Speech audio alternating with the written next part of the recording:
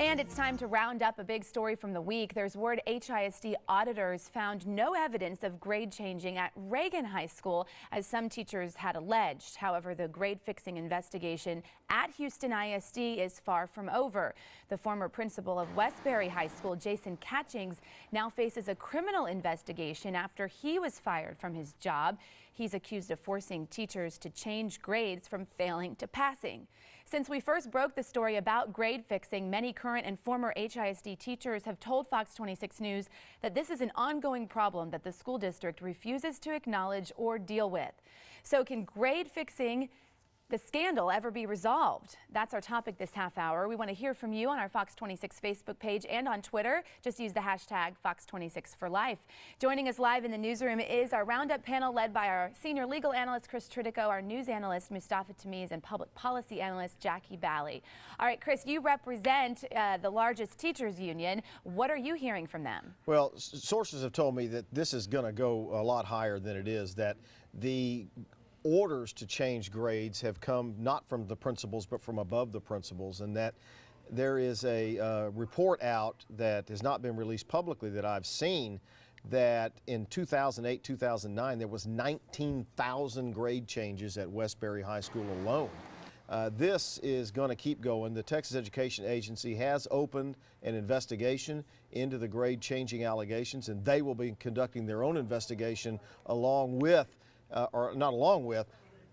in addition to the HISD investigation that's ongoing. I think that the firing of Jason Catchings is the tip of the iceberg for where this thing's going to go, Jackie Bally. You know, state law says you can't socially promote people, right, but school districts have, under No Child Left Behind, they have to keep their ratings up for fear that their campuses get closed. Not only is this rumored to be widespread in HISD, it's also widespread in throughout the country. Atlanta, Pennsylvania. I mean, you see several examples. And as long as these scores are going to be tied to teacher evaluations or dollars that are going to be allocated to certain schools, there is going to be controversy. There is going to be the perception that that problem does exist. I think the firing of this one gentleman is really bringing it to the forefront, because up until this point we heard the rumors, but we really didn't have any kind of person that was the face of what's going on behind the testing scandal. So I think there will be more probing, and I think we're going to see others who are going to have the same kind of issues happening, like this Westbury principal. What Mr. Catchings is saying is that, wait a minute, I was doing what I was told to do, putting placeholders down, trying to help kids who were being taught solely by a long-term sub who was not a teacher. And you're going to eventually maybe hear things like, well, this is a standard practice. I was at such meeting and we were all talked about doing this kind of stuff. So you know, this is an evolving scandal. But Jackie's right. This is not just about HISD. This is across our state and maybe across our country. We create these standards and then we teach to them, right? And then you know, the HISD also took a vote, and the governor and the legislature passed a law that now allows our school district to pass kids that have failed the STAR test. So one, we want this standard that we create, that we teach to. Then we say, we don't really need that standard because it's affecting our graduation rates. So this problem is not about teachers, it's not about administrators, it's not about cheaters, is that we've got a bad system, and that system has been put on from the top and imposed on our children, and it's not working. And to be clear, that new law says you have to be passing otherwise. If you fail the STAR test, you have enough credits to pass to graduate anyway, you still get to graduate. Yeah, and look, I think this is a good thing that we're doing. But the fact that we're doing it sounds pretty ludicrous. All right, let me go to Sally. She's monitoring our social media. Okay, let's take a look at Twitter. We're going to first check in with some tweets from Greg Grugan, who broke this story. He says the lawyer for the soon-to-be-fired Westbury principal, or the now fired, says that his client was following orders to a T when he changed grades.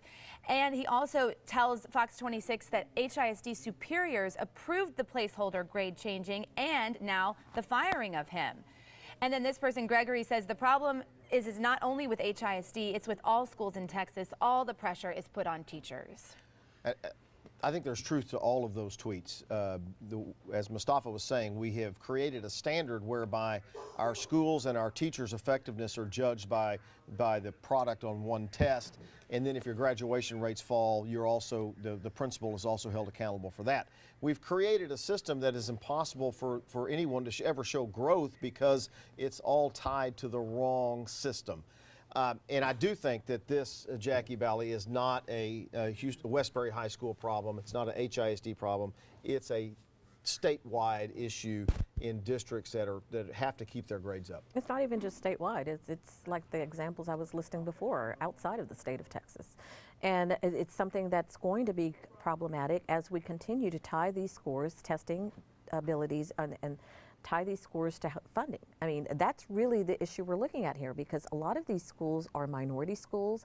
They have a lot of children who are not achieving certain levels of academics that we would want them to achieve, and they are in poor communities. So those are the schools that really need the funding the most.